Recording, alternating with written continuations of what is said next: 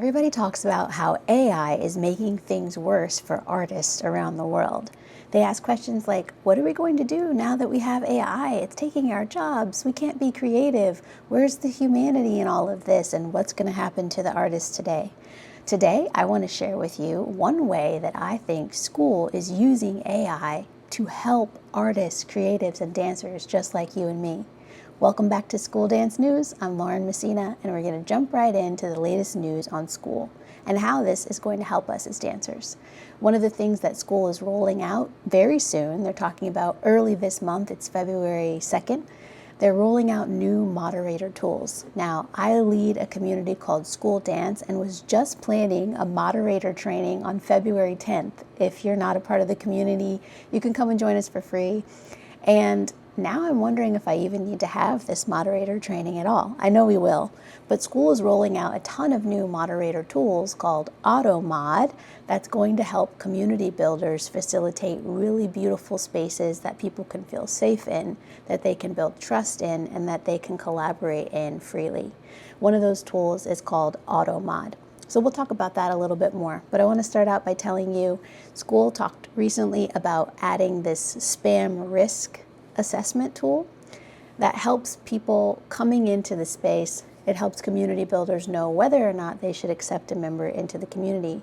If you're a user inside of a school community, that means that you can share more freely on the feed, comments, posts, and in the DMs without feeling like when you share something, someone is going to take advantage of what you say and then send you a DM directly selling you something. This has happened to me more than once. People will see whatever it is that you are sharing about on social media. For me, they might see that I'm running a paid ad for a specific offer, and then I get an influx of messages from people reaching out, trying to help, trying to sell, trying to give me whatever it is that they're trying to spam everyone with. And I love that with this new spam risk score, they're also moving it into the DMs. So users will be able to see when they send a direct message with someone or someone sends a direct message to them, they'll be able to have a label on it. And I'm sure it won't always be completely accurate, so we'll have to use our own brains, but it will give us a level of, we could just take a breath, because we'll see across their profile when they send the message, it will say the level of risk in responding to them. It'll let you know, hey, this might not be a safe person to chat with. Hey, you might want to block this person, and you can get that option to block them right then and there. Soon they're going to be rolling out where those kinds of messages will go directly to a spam folder. You won't even have to see it. You can just check the spam folder whenever you like, if you like. And if you block someone from that direct message, they won't know that you blocked them. So it's one great way, I feel like, that they can use this artificial intelligence to determine whether something might be unsafe, and then the human in the room can come in and say, you know, no, actually that's someone who's safe to talk to sending me a message. It just came across in a way that was something that got flagged. Next, they're going to be improving this risk score across the entire algorithm and giving more placements. So they're putting this risk score when community builders accept members into their spaces, when users send and receive direct messages, but they're going to have more placements where we'll be able to see, is this risky? And that for me feels really good. When you're on the internet, we grow up in this age using the internet and having to learn about internet safety. And as dancers in places where we have to have high levels of trust with one another, especially if we're doing work as a group, whether it's a small group, a large group, a company, we're touring, we're partnering together, we have to build this level of trust. And sometimes it's easier to do that face to face in real life versus on the internet. And I think that this risk score is one way to help us come to a level of trust with one another. So school is also rolling out the roadmap for things that are coming up next. We'll talk more in just a minute about moderator tools, but they're talking about adding, we talked about languages and currencies and making them more specific for global users, and then improving discovery overall. We've talked about that on previous episodes. One thing that's new they shared is page load speed, and specifically for people all around the world that may not have access to internet that is allowing them to have this quick page load speed. School wants to do that as much as possible on their end, which is really cool. People will be able to get into the space and get to whatever work it is that they're doing or connecting.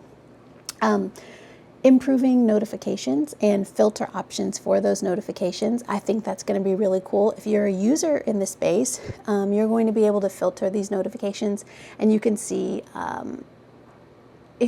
lot of different things. The one that stands out for me is actually for community builders, but you're going to be able to filter it by downloads. So if you do a live video and then you need to download it, it takes a moment and you get a notification telling you your download's ready. Eventually you'll be able to filter and see notifications like that. You can filter it based on likes and other things. Moving on to moderator tools. As I mentioned to y'all, on February 10th, inside our community school dance, we'll have our first moderator training. Our group is growing, and so as these groups grow, it's difficult for one person to be able to manage the entire space. And when you have a great group like we do in school dance, they make it easy where people are already connecting with each other in the comments and in the post. But as a group grows, especially a free space, it takes some work on the facilitators end and the moderators as well to make sure that everything is happening as it should be. With these auto moderation tools that school is rolling out, I feel like we get a virtual assistant of sorts, and we don't pay anything extra for that in the school membership, which is really cool. So we talked about a spam folder for DMs. One of these auto mod tools is going to be, it will have a banner that says auto mod reported this. So they already have a feature on school where members can click and they can report posts that seem like they might go against the group's guidelines. Sometimes people actually use this in a positive way, which is super cool. They might have someone report something that they think is good, and it'll send a notification to the community builder. I love that lots of people in school have used it in that way. It wasn't built for that purpose, but I think school is all about creativity and people finding new ways to use things in this simple space that we all have the exact same community framework, the same interface on school, but people use it in such unique ways. So with that, now we'll have auto moderation where we'll have a notification that this post or this comment was reported, and we'll be able to decide whether we want to keep it or whether we want to delete it. I would assume that goes for moderators as well, and they'll be able to make that decision along with the administrators and the owner of the school group. They will automatically flag in the future. They're talking about adding to this auto moderation toolkit and automatically flagging things like links, keywords, specific words that might be used when someone is pointing you to a drop shipping scam or to, hey, come join my Telegram. They're going to be adding information about known spam content, AI generated content, and cross-posted content. For the cross-posted content, I think that's super cool.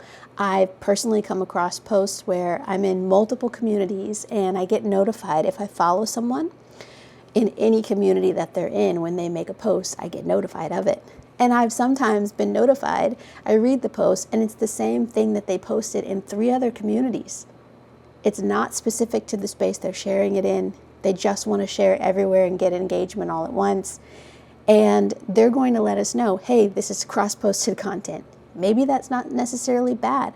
I love that they're not framing any of these things as if it's good or it's bad. It's all neutral, but the people who are in charge get a chance to decide, is this something we want in our space? And they can see it a little bit easier than having to go through and use all of our brain power to read through this stuff and decide. And also, we don't really know what's cross-posted and what's not unless we follow someone in multiple spaces. We don't follow everybody that's on school, so this is going to give us a better idea of what are people doing in other spaces.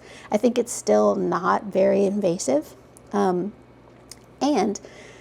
Sam Ovens, founder, also shared his personal views about AI-generated content, and he's talking about leaning towards the thought that most people don't really want to interact with AI-generated content if it's totally a post that someone made that they just went in and said, hey, answer this for me. And the entire post or comment is generated by AI. It has no foundation that is in the post, the original poster's words. It's not someone who's using it, and I love that they pointed out specifically, if you're using it to translate, if your first language that you speak is another language and you're translating it to English, that's different. That's super useful. If you're using it to correct your grammar, your punctuation, or to summarize or shorten a post that you made that was really long, it's a cool way to use these tools. So I love that Skool points out, hey, we're not saying don't use AI. It's an amazing tool that's going to help all of us, just like they're doing with auto moderation. But they are saying, we love that Skool is about human-to-human interaction, and how can we keep these spaces really rich in human-to-human interaction. All right, I think that's all I have for you. I'll see you on the next episode of School Dance News. Bye.